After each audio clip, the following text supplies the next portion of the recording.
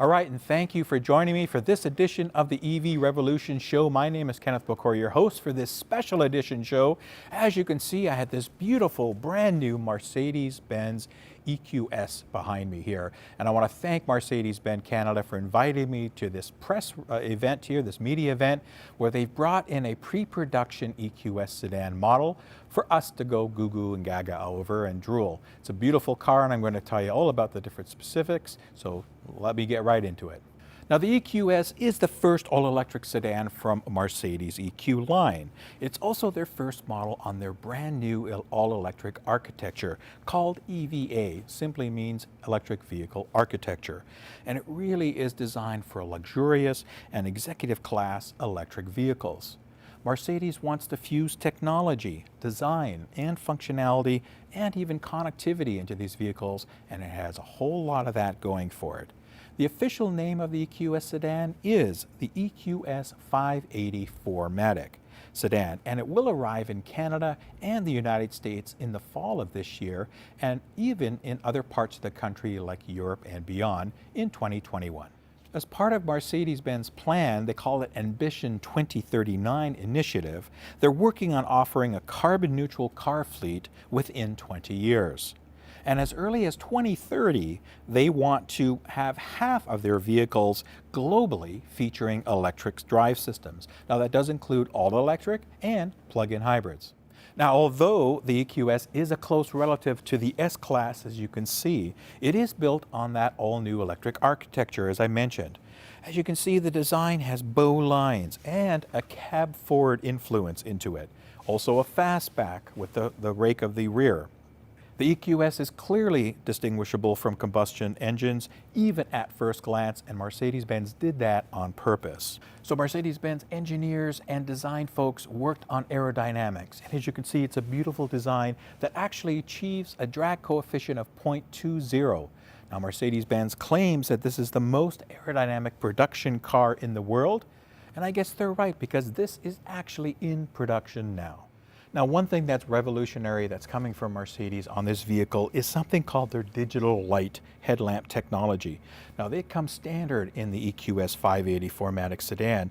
It'll actually, even with a software update, enable guide markings and warning symbols to be projected on the road in the future.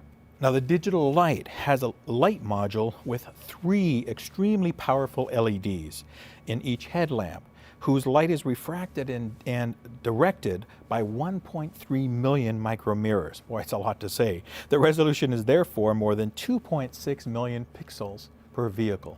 Quite a feat. Now, this is a long car and a big car, as you can see, and what Mercedes has done to make it more nimble is something they call rear axle steering, which is pretty cool. It actually will turn the rear wheels up to 10 degrees to provide more of a tighter cornering and smaller turning circles, and this is available with the premium package. You can actually get a turning circle of 10.9 meters because of this engineering, which really kind of puts it into the compact car class for turning circles and maneuverability. And becoming more standard in the higher end cars are self-presenting handles, a la Tesla, of course. Now here I have a key fob. As you can see, the handles are presented. Even when you walk up in proximity with the key fobs, they will present and open the door. Now this vehicle does have power open doors, as you can see. However, when the full production vehicles come to Canada, it won't be offered initially because Mercedes has to work on the regulatory bodies to get approval for this and then activate the sensors to make sure that you don't hit anything when the doors open on their own. So now I'm in the interior of the EQS, and of course it's luxurious, it's beautiful, it's got everything that you want in an interior, but it is Mercedes-Benz.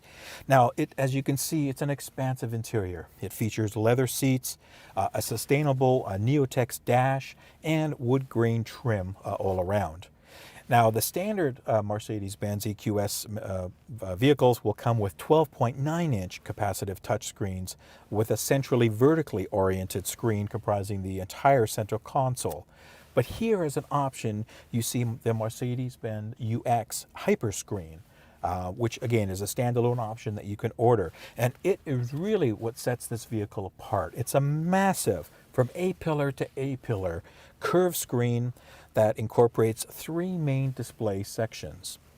A binnacle for the driver, the main infotainment session, and also a screen with controls for the front passenger. Now, this hyperscreen environment has adaptive software. So what that means is that it can adapt to your personal preferences and even provide personal suggestions based on infotainment, comfort, and vehicle functions that you use a lot. Now, this is the first Mercedes to offer the option of activating completely new functions via, you guessed it, over-the-air updates. Thank you, Tesla, for driving everybody towards that. Now, certain features of the EQS can be adapted according to personal preferences as well. And available from launch, there'll be 2 special driving programs for young drivers and service staff, with some interactive games and even a demo program. Now, a new feature of the EQS is a visual cue in the Mercedes-Benz user experience infotainment system that you see here that shows whether the available battery capacity is sufficient to return to the starting point of a trip without charging. Now, Tesla has been doing this for quite a long time, and it's nice to see Mercedes pick this up. In fact, it'll also estimate charging costs if you need to stop and provide you with that information. Now, sticking with the technology, there are up to about 350 sensors that are in this vehicle. And these include, distances, speeds, acceleration sensors, lighting conditions, precipitation, outside, inside temperatures, seat occupancy, all kinds of stuff.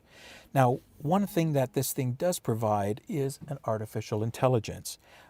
It's been designed into the software, and what this will give the user is that the vehicle can expand its capabilities on new experiences. Just don't give it the nuclear launch codes. Now, also, what Mercedes has incorporated into this vehicle is the latest of driver assistance systems, and of course includes all the ones that we are aware of. But what's new here is something they call Attention Assist. It analyzes the driver's eyelids and movements of the eyes through a camera, which is placed here in the center of the dash. And it will, and it's only with this option that you get that feature. Now, Mercedes also incorporates a HEPA filter, which is a high-efficiency particulate air filter. Now, this HEPA filter has an OFI CERT ZG250-1 certification, which is pretty cool, and this is in the area of viruses and bacteria. Gee, something that's really important to us now. Now, using pre-entry climate control, it's also possible for drivers to clean the interior of the vehicle before getting into it, which is pretty cool. The particulate levels outside and inside are displayed. As you can see here, it's telling me that these are 1 part per million, 2.5, 4 parts per million, 2.5 ratings, so that they're good. If the quality of the outside air is low, the system can also recommend closing the side windows and even the sunroof to keep the interior safe.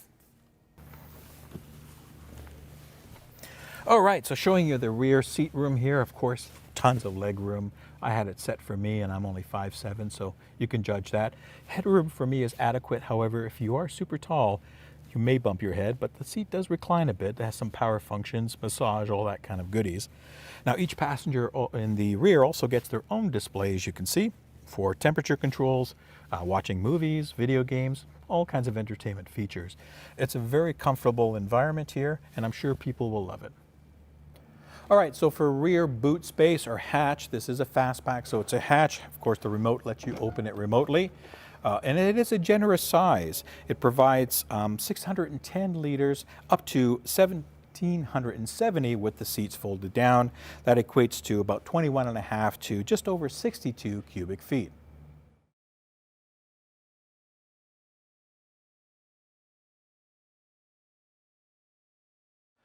Now, one thing about the EQS is it does launch a new battery technology that Mercedes has developed with their supplier. Now, these batteries are significantly higher in energy density.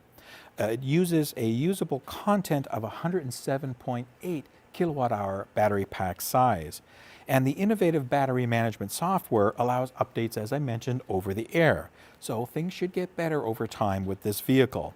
Now, they don't know the exact makeup of the chemistry, but they do state that cobalt content of the cathodes have been reduced to 10%. The rated range for this vehicle is 700 kilometers. Now, that's under the WLTP rating. And also, this is a dual motor vehicle, so it's an all-wheel drive as they have electric motors on both axles.